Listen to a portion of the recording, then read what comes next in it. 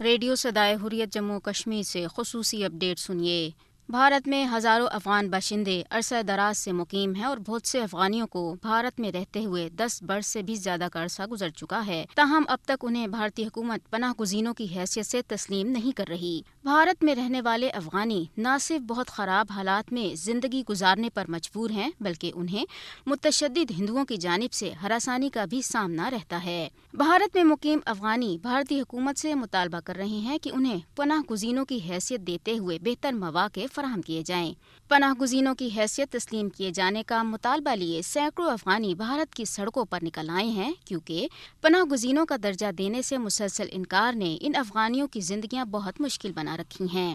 افغانی باشندے ایک باوقار اور بہتر معیار زندگی کے لیے کوشاں ہیں، لیکن بھارت میں ایک دہائی سے زیادہ عرصہ رہنے کے باوجود وہ انتہائی بدحالی کا شکار ہیں۔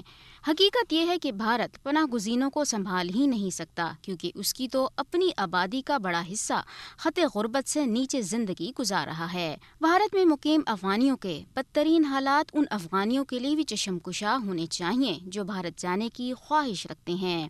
بی جے پی کی فرقہ پرست بھارتی حکومت صرف پڑوسی ممالک کے غیر مسلم تارکین وطن کو ہی بھارتی شہریت دے رہی ہے، اور مودی کے بھارت میں مسلمانوں کے لیے نہ ہی کوئی جگہ ہے اور نہ ہی ان کا استقبال کیا جا رہا ہے۔